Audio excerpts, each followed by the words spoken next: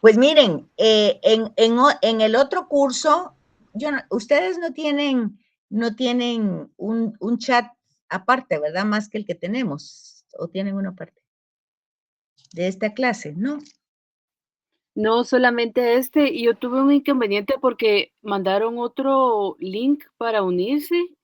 Yo me metí, pero nunca conectó. Dije yo, qué raro, porque ahí decía de 6 a 7:20. Dije yo, tal vez me confundí.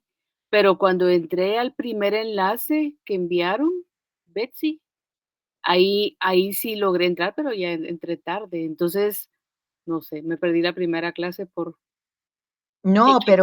pero Ingrid, o sea, la primer clase no conmigo. Usted perdió la primer clase, no sé con quién le tocaba, con Fray Edgar, de plano. Introducción a la Sagrada Escritura.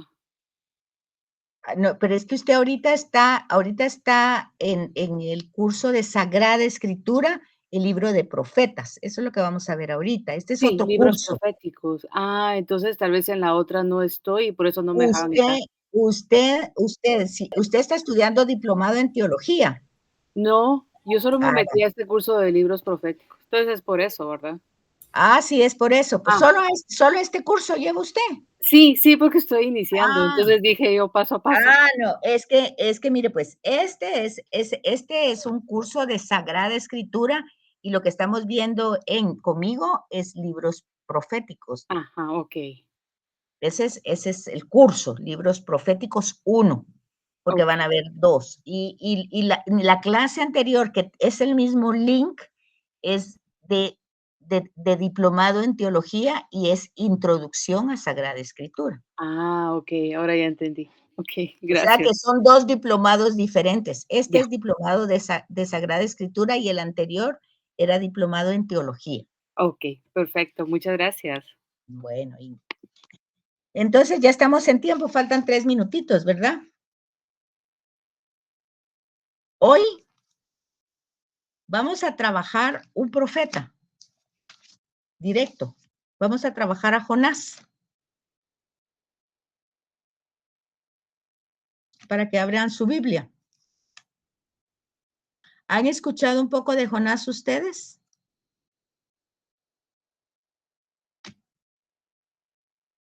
¿Sí? ¿No? Sí, la Sí, que se historia de tragó la ballena. la ballena Sí, es Jonás. y que se resistía a hacer la voluntad de Dios. Bueno, entonces ahí es donde ustedes tienen una característica muy importante, ¿verdad? En primer lugar, Jonás no quiere ser profeta. ¿Sí captan? ¿Captan o no captan? El profetismo no es una imposición ni es una profesión. Buenas noches. Buenas noches. ¿Sí entienden lo que estoy diciendo? ¿Aló? Sí, sí, Sí, Betsy, sí, Bueno, Sí, entonces, ¿ya tienen su libro de Jonás? ya. Ok. ¿Es una Biblia de estudio, sí? ¿O no es una Biblia de estudio la que tienen? Yo tengo latinoamericana, no sé si está bien. yo tengo la del Bueno, pueblo de Dios. eso, la del pueblo de Dios o la Jerusalén, tiene más información como comentarios bíblicos. Y ya tiene, en la del pueblo de Dios, ya tiene el libro de Jonás. Sí, ¿En qué página lo tiene? está en 9:80. 1233. ¿Cómo? 1233. Ajá. Yo la tengo en la 982, en la de nuestro pueblo. 900. Sí, 982.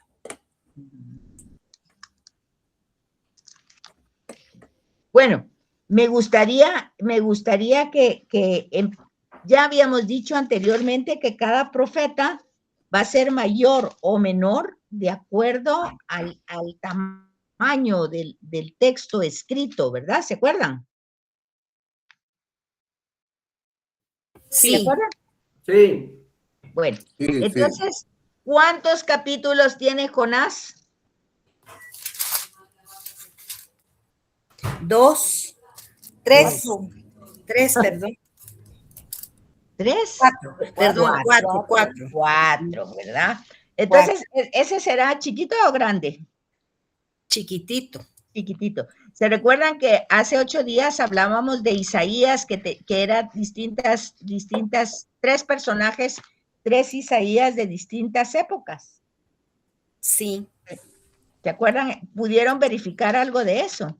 Sí, sí. ¿Qué lograron ver? Que era, o sea, la primera parte es del profeta como tal, la segunda es de sus escritos y 2 siglos después hay otros escritos relacionados a la corriente de Isaías. Uh-huh. ¿Y cómo logró ver usted eso? En la introducción está. Perfecto. Ahí en la introducción está. Entonces, esa misma introducción vamos a ver hoy con el libro de Jonás. Ese es un profeta menor. Y es menor precisamente porque el tamaño del texto es muy pequeño, 4 capítulos. Mientras que vimos que Isaías, aunque se trate de 3 momentos históricos diferentes, porque dijimos que era antes del exilio, en el exilio y después del exilio. ¿Recuerdan?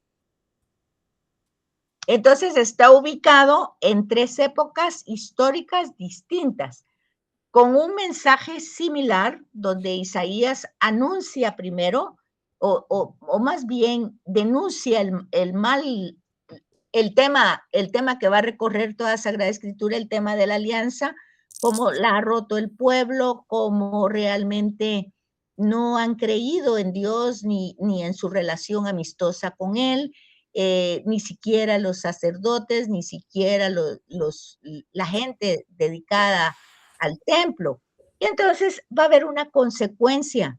El profeta va a utilizar siempre un lenguaje bastante fuerte para como amenazar. Pero hay que entender en este esfuerzo comunicativo que lo que él busca es el cambio de las personas. Entonces es decir, él es la boca de Dios, él es el que va a transmitir el mensaje de Dios, pero al mismo tiempo él lee los signos de los tiempos. Leer los signos de los tiempos es partir desde la historia, qué está pasando en su historia, cómo está viviendo su pueblo en relación con Dios, pues el Dios de Abraham, de Isaac y de Jacob, que no es un concepto, que no es una idea, cómo está teniendo relación este pueblo con ese ser. Y entonces la primera parte de Isaías, pues entonces es como una denuncia, ¿verdad? Como un hacer conciencia de lo que está pasando y anunciar consecuencias de eso. Y obviamente la consecuencia es el destierro, es el exilio. Pero, como siempre, pues no hacen caso, ¿verdad? Ya saben ustedes, no le creen, hay una serie de consecuencias y al final, pues se van al exilio. Israel es el reino del sur, ¿verdad? Israel es el norte, Judá, Jerusalén es el sur y es el que se va al exilio. Entonces tenemos la segunda parte de Isaías a los que están en el exilio. Decíamos hace 8 días, ahí que en esta parte de la historia entran al mismo tiempo Jeremías y Ezequiel, que son otros 2 profetas. Y Jeremías se va a quedar con una parte del pueblo que no se fue al exilio a Babilonia, porque el imperio babilónico se llevó al grupo intelectual, ese fue el que se exilió, y con él fue a la cabeza Ezequiel. Entonces hay un profeta que se va al exilio con el pueblo que se fue, que eran los intelectuales, y hay otro profeta que se queda en Palestina con la gente que se quedó como esclava, pues trabajando los campos, pero ya no como campos propios, sino como campos que se tenía que pagar un tributo a Babilonia, que era el dueño, ¿verdad?, de ellos y de la tierra.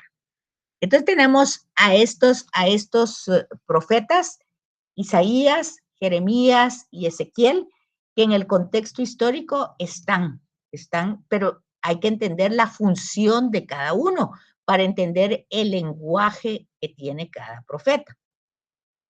Y entonces Ezequiel va a estar en Babilonia tratando de dar esperanza, tratando de que que en esas circunstancias dolorosas donde han perdido el templo, donde han perdido la tierra, ahí se terminó mucha de su tradición, pero Ezequiel va a darles como la inspiración, va a recordarles.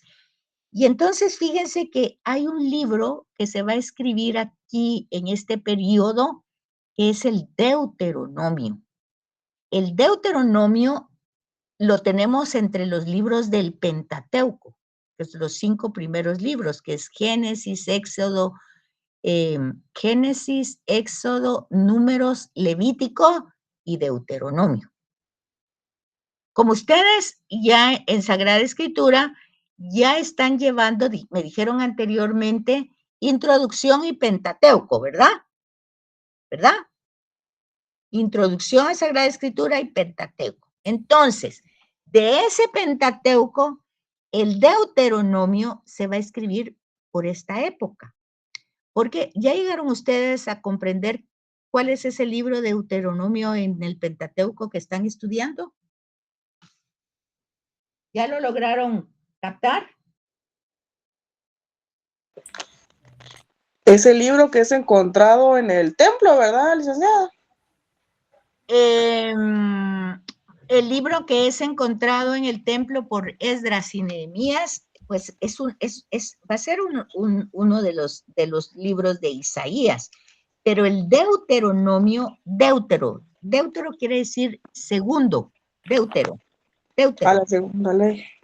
No, pero no es la segunda ley. No, o sea, si vamos a decir desde la etimología de la palabra, pues sí, no norma o ley, ¿verdad? Pero no, es como contar otra vez la historia, pero para hacer la finalidad del Deuteronomio es que cada época difícil que entra Israel se va actualizando la presencia de Dios, pero desde los acontecimientos históricos donde Él se ha revelado. ¿Me di a entender o no? ¿Puedes repetir? Que el Deuteronomio es un libro que va a ser escrito, no, vamos a ver, que se va a ir actualizando en cada época donde las circunstancias son muy dolorosas para este pueblo, y entonces el texto va a querer actualizar los acontecimientos históricos donde Dios se ha manifestado y revelado para provocar nuevamente la fe, la esperanza y la confianza en Yahvé, que no cambia de opinión, que no cambia, que Él es siempre el mismo. Entonces el libro del Deuteronomio va a tener como varias ediciones. Y no la última, pero sí la que va a ir recopilando toda la historia de la salvación hasta el exilio, porque el exilio significó para Israel algo terrible.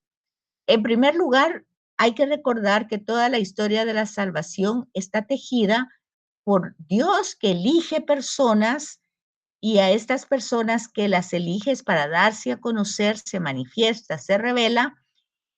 Después de elegirles, les promete, estas personas le creen, y Dios les ha prometido pues ser un pueblo, tener una tierra, estar con ellos construyen el templo, Él está en el templo, le hacen sacrificios y hay una relación con Él, y todo eso está establecido y se ve como cumplimiento de las promesas que ha hecho Dios a través de la historia, a través de personas que son figuras que van a ser representativas en la historia de la salvación.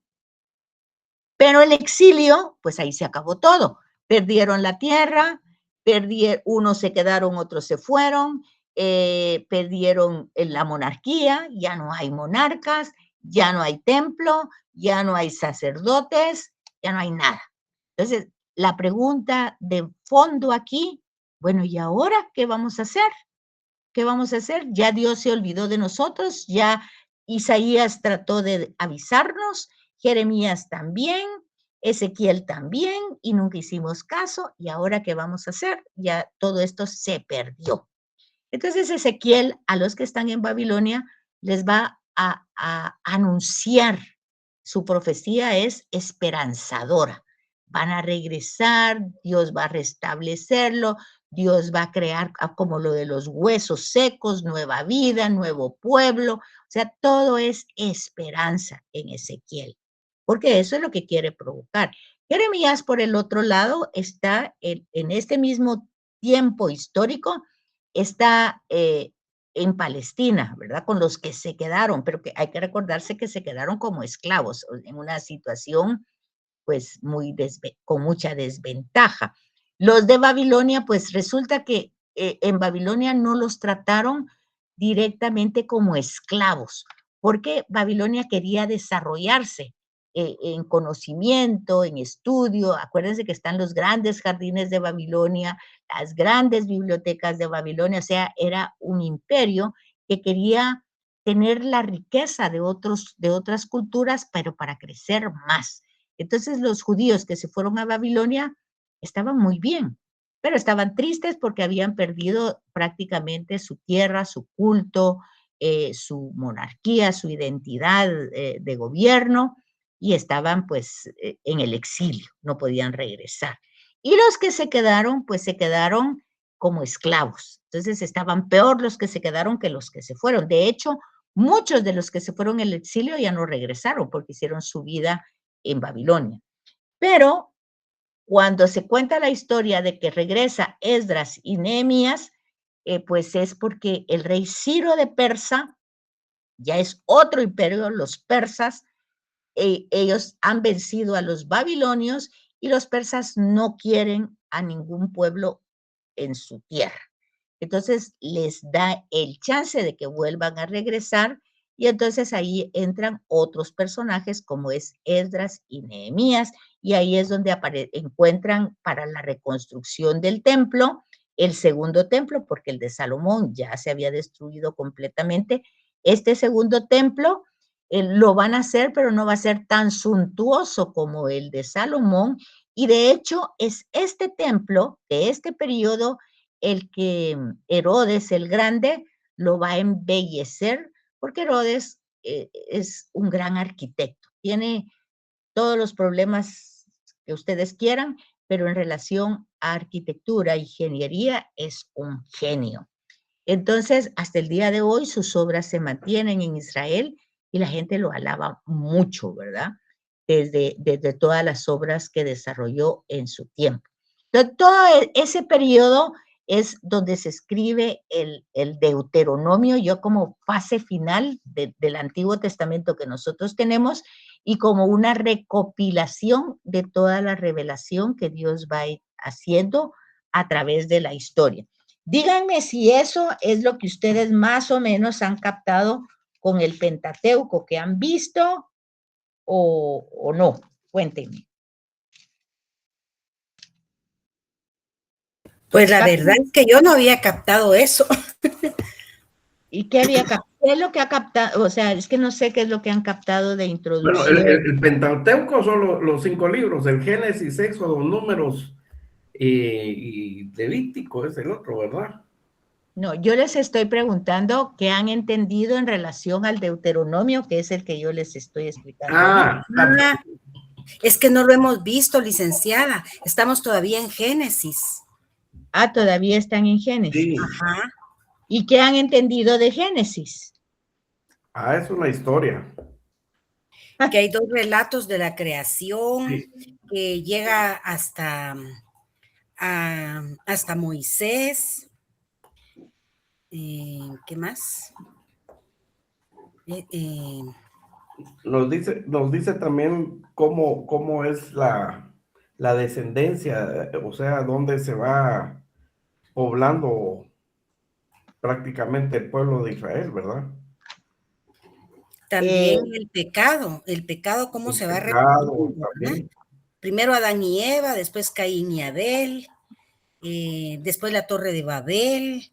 Entonces, cómo los hombres cada vez van repitiendo el mismo pecado, ¿verdad? Primero entre el matrimonio, después entre hermanos, después como pueblo.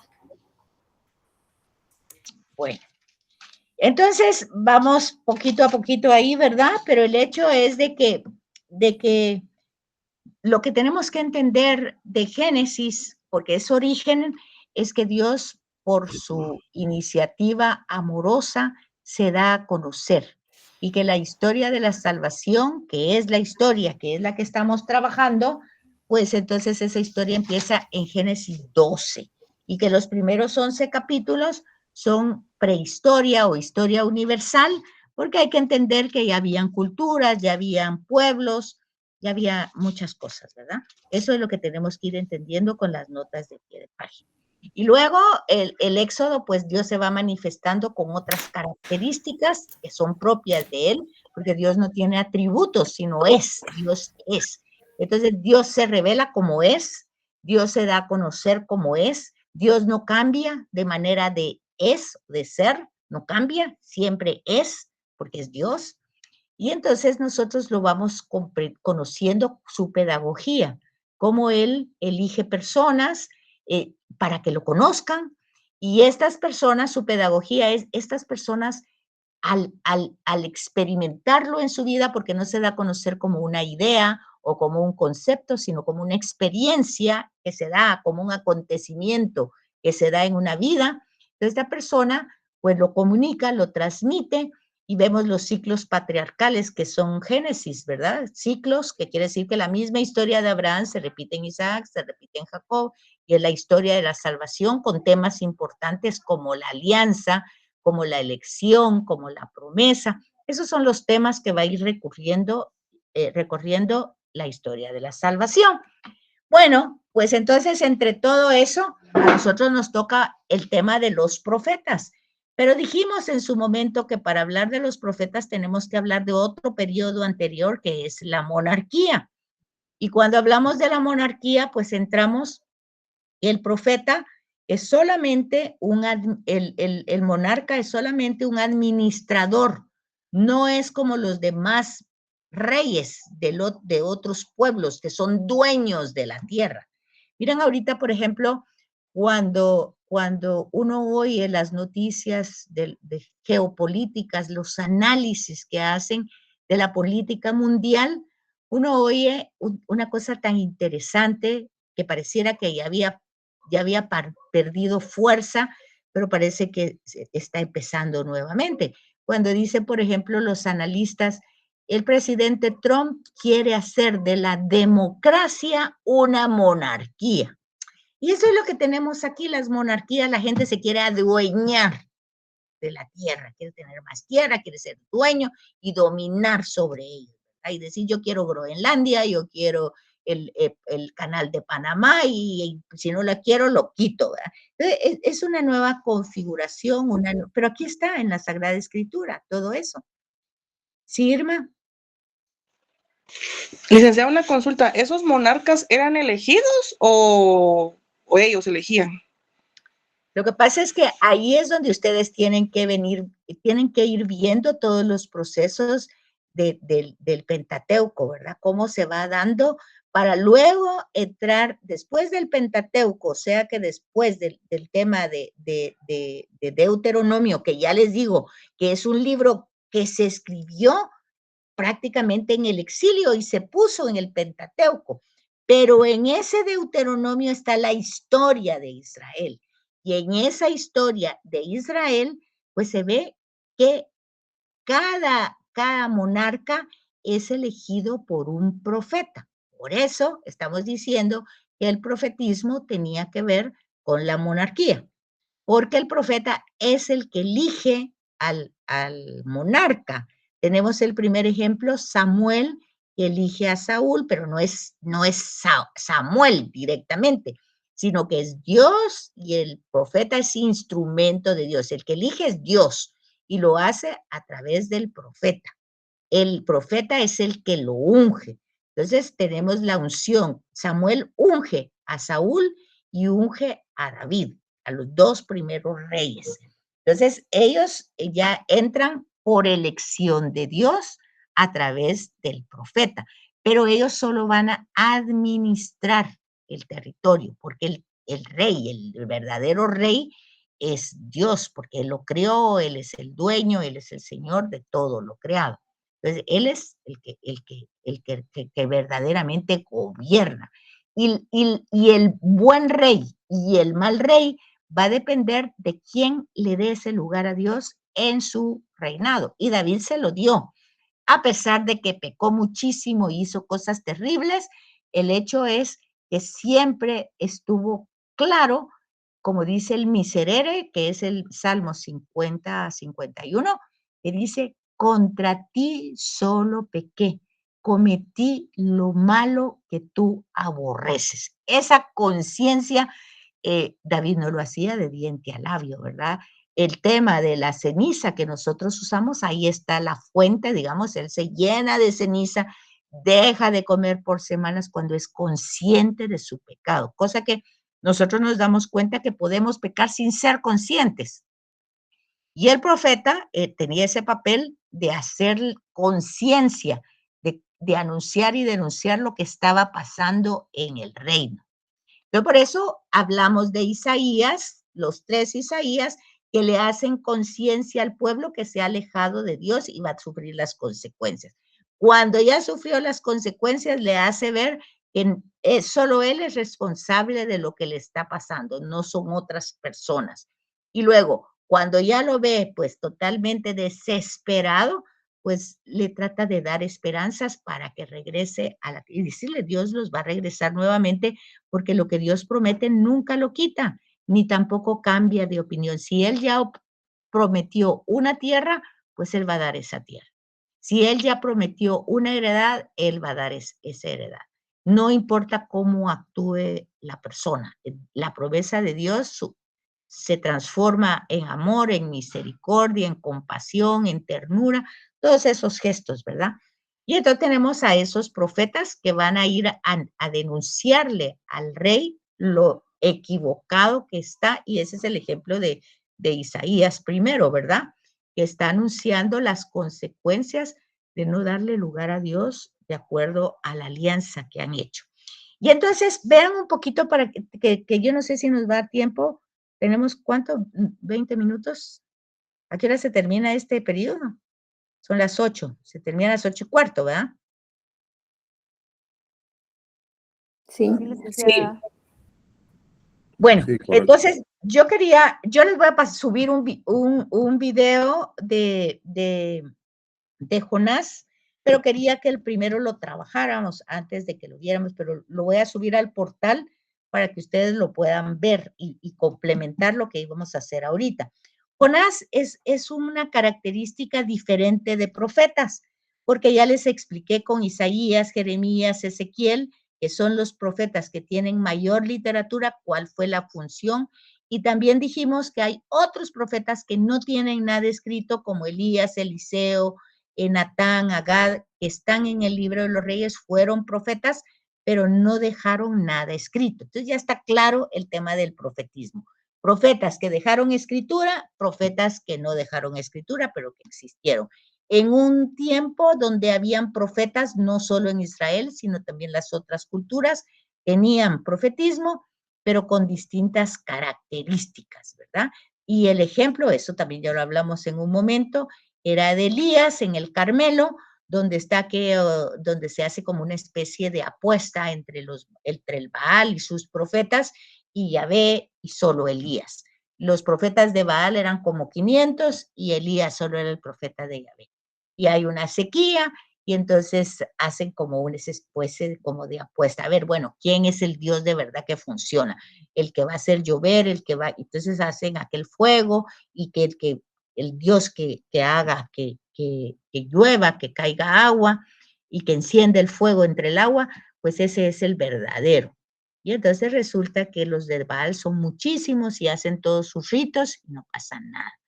y Elías pues hace su oración y todo, y se da la lluvia, y se da el fuego, y todo eso, ¿verdad? Y ahí vemos lo que tenemos que descubrir ahí es que el profetismo era una institución desarrollada en Medio Oriente en muchas culturas, pero que el profetismo de Israel no es igual al profetismo de las otras culturas, porque en el caso de Israel, el profeta no es, a veces aparece como visionario, pero no es visionario.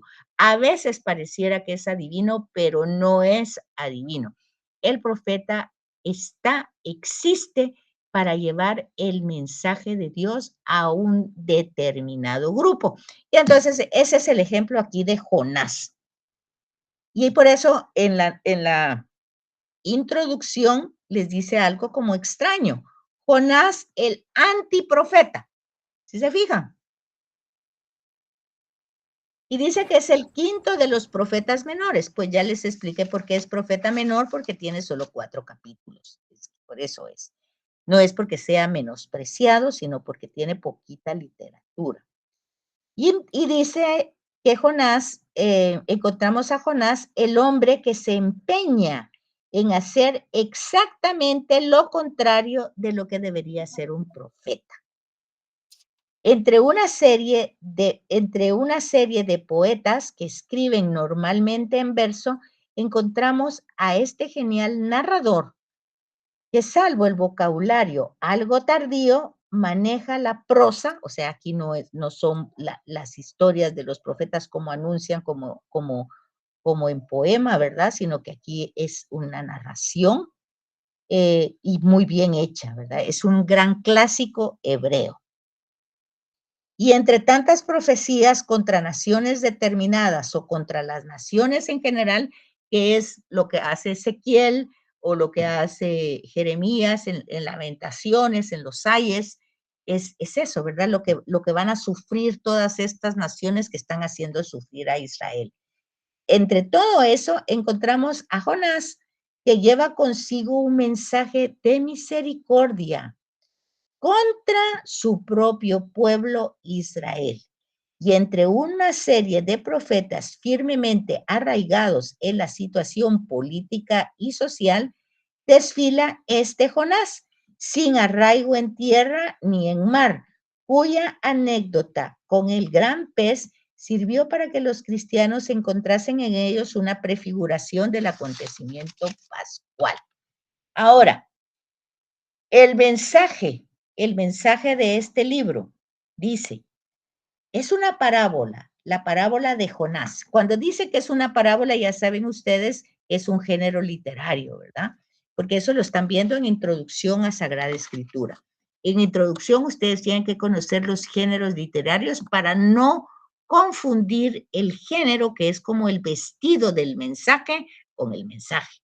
Yo no me puedo quedar con el vestido, tengo que entrar al mensaje. Entonces, el género es como el vehículo donde va el mensaje.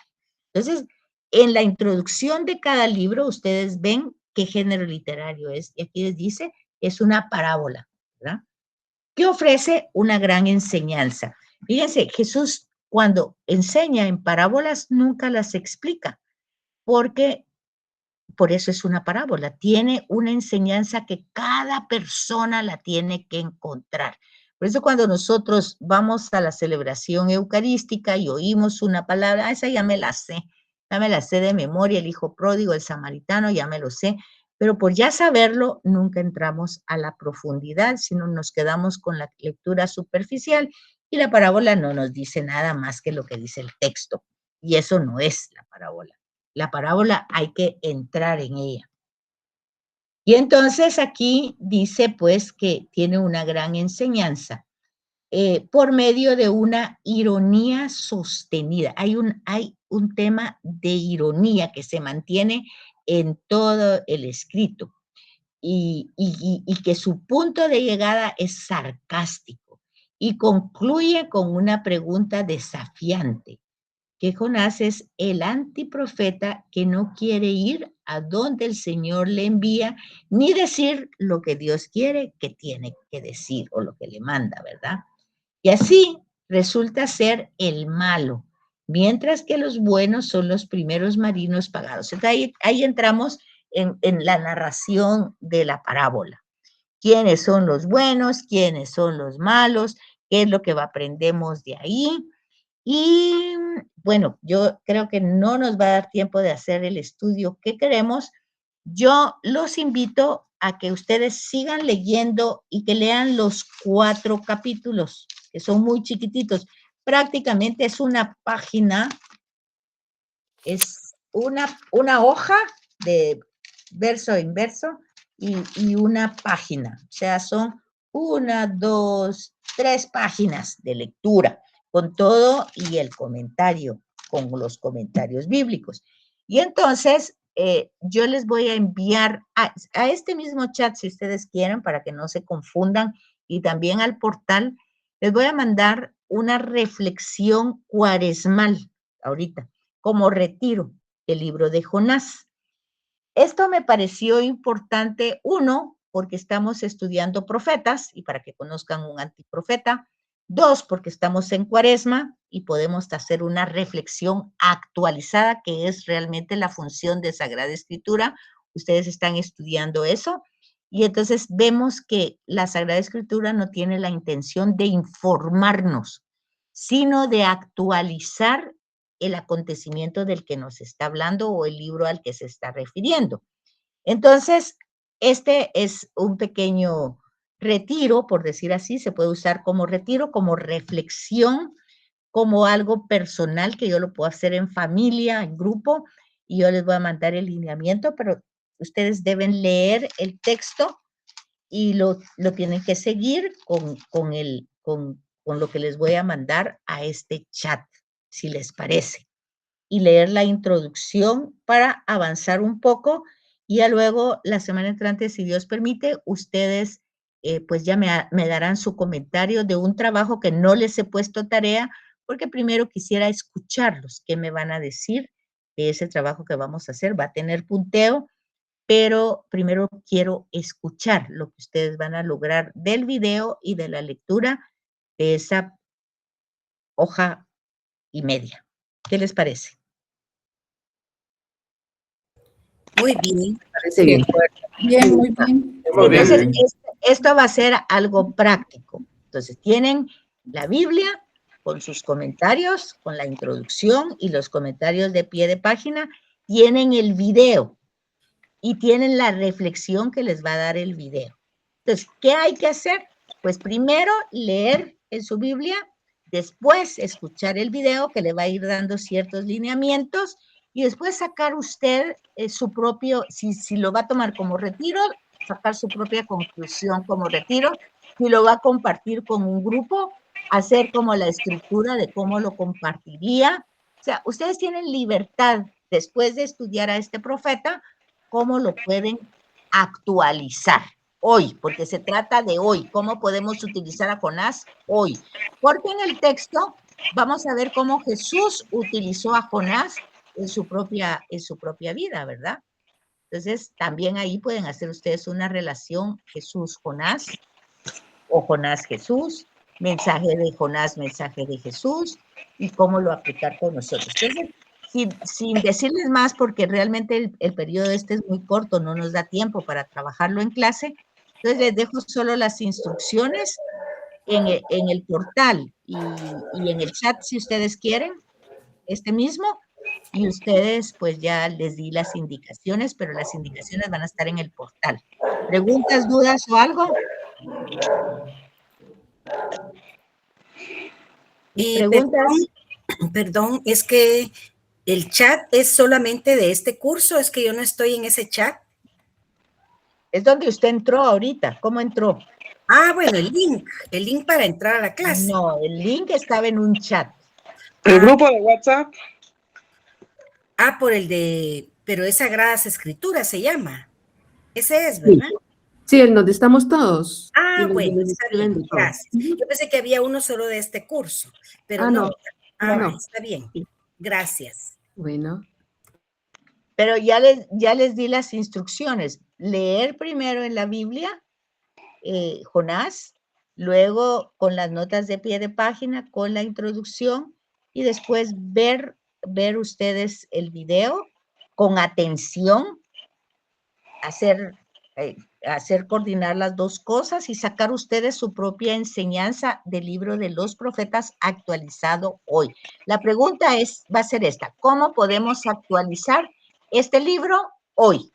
Y entonces la ayuda, la herramienta es el texto y el video. ¿Les parece? Sí, licenciada. Va. Sí, licenciada. Entonces, no tengo puesto todavía tarea. Primero los voy a escuchar y ya cuando los escuche la semana entrante, ustedes van a presentar eso en el periodo que tenemos. Lo pueden hacer en grupo de 2 en 2, de 3 en 3 o todo el mundo haciendo todos juntos, como quieran, porque no tenemos mucho tiempo. Entonces, Muy bien. para que todos podamos compartir. Ustedes se organizan y yo se lo mando y ustedes lo hacen como ustedes quieran. Lo que yo quiero ver es que ustedes vayan captando y engranando, juntando tanto Introducción Sagrada Escritura como Pentateuco y los profetas, y que ustedes vayan teniendo una organización en su mente donde todo lo que están recibiendo se integre, que no quede introducción como introducción, Pentateuco como Pentateuco, sino algo que está recorriendo una línea hasta llegar a profetas y llegar a nosotros. ¿Sí me doy a entender? Sí, licenciada. Bueno, entonces solo esperen en eso que se los mando ahorita, se los voy a mandar en un segundo a este chat y entonces ya luego les voy a poner la información en el portal. ¿Les parece? Ok. Gracias, sí. Entonces, Gracias. entonces dejamos hasta aquí. Gracias, licenciada. Gracias. Buenas noches. Buenas noches. Buenas noches, bendiciones. Buenas noches.